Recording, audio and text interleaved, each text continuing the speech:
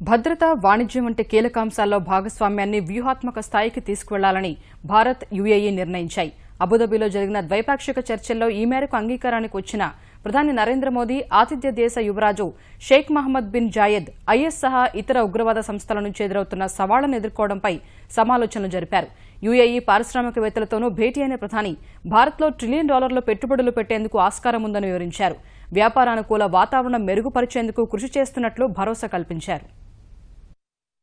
34 ఏళ్ల తర్వాత యుఏఈ వెళ్లిన తొలి భారత ప్రధానిగా చరిత్ర సృష్టించిన నరేంద్ర మోదీ ఆ దేశ యువరాజు Sheikh Mohammed bin Zayed Al నహ్యాన్తో అబుదాబిలో ద్వైపాక్షిక చర్చలు జరిపారు.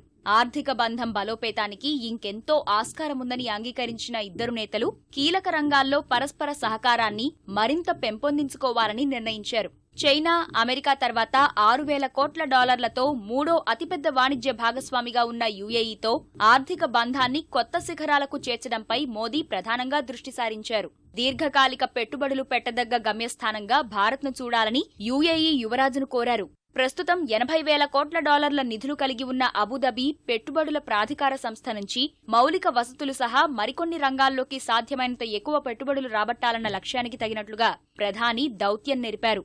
రెండు దేశాలకు ఉమ్మడి సవాలైన ఉగ్రవాద వ్యాప్తిని అడ్డుకోవడంపై మోదీ, జాయెద్ అల్ నహ్యాన్ విస్తృత చర్చలు జరిపారు. ఉగ్రవాదంపై పోరు సహా వాణిజ్య రంగంలో యుఏఈని కీలక భాగస్వామిగా చూడాలని కోరుకుంటున్నట్లు ప్రధాని చెప్పారు.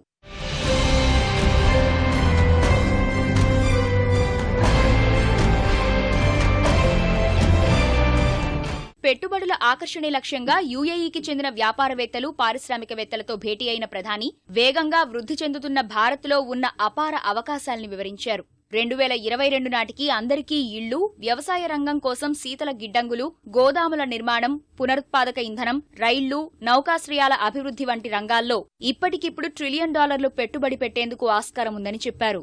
दुनिया ये भी कहती है कि 21वीं सदी एशिया की सदी है। एक तरफ भारत में तेज गति से विकास हो रहा है, दूसरी तरफ दुनिया की नजर एशिया की तरफ है। लेकिन क्या यूएई के बिना एशिया अधूरा है कि नहीं? और इसलिए हम एशिया का उज्जवल भविष्य देखना चाहते हैं। तो मैं स्पष्ट देख रहा हूं कि यूएई उसकी मुख्य आर्थिक धारा के केंद्र बिंदु में होना चाहिए। भारत की संभावनाएं और यूएई की शक्ति, ये दोनों के जुड़ने से ये जो 21वीं सदी एशिया की सदी है वो सपना पूरा हो सकता है. పాలనాపరంగా గత ప్రభుత్వాలు అసమర్థ వైఖరిని అనుసరించాయని విమర్శించిన ప్రధాని తద్వారా తలెత్తిన సవాళ్లను అధిగమించడంపై దృష్టి పెట్టినట్లు పారిశ్రామికవేత్తలకు చెప్పారు. భారత్లో వ్యాపారం చేయడంలో ఎదురవుతున్న సమస్యల్ని తెలుసుకుని వాటి పరిష్కారం కోసం ముందడుగు వేసేందుకు త్వరలో వాణిజ్య శాఖ మంత్రి యుఏఈలో పర్యటిస్తారని మోదీ హామీ ఇచ్చారు. यहाँ कुछ कठिनाइयों के संबंध में मेरे सामने जानकारी आई है. अब ये जो कठिनाइयां हैं वो मुझे विरासत में मिली है, लेकिन मुझे विरासत में मिली है इसलिए मैं भाग नहीं सकता हूं. लेकिन मैं आज आपको इतना विश्वास दिलाता हूं कि सरकार की अपनी अनिर्णायकता के कारण, लेथार्जी के कारण, इनडिसिसिव के कारण, गलत परसेप्शन के कारण जो चीजें रुकी है उसको मैं सबसे पहले सुलझाने की दिशा में प्रयास करूंगा. అంతకుముందు కర్బన ఉద్గారాల రహిత నగరంగా నిర్మితమై పునరుత్పాదక ఇంధన రంగంలో ఎన్నో ఆవిష్కరణలకు వేదికైన మస్దర్ నగరంలో ప్రధాని పర్యటించారు. విద్యుత్తుతో నడిచే స్వయం చోదక కారులో తిరుగుతూ పట్టణాభివృద్ధి రంగంలో కొత్త విధానాల్ని అధ్యయనం చేశారు. ఇంధన రంగంలో అధునాతన సాంకేతికతను అందిపుచ్చుకుని 2022 నాటికి భారత్లో సౌర విద్యుదుత్పత్తి సామర్థ్యాన్ని 175 గిగావాట్లకు పెంచాలన్న లక్ష్య సాధనకు ఉన్న మార్గాల్ని ప్రధాని పరిశీలించారు.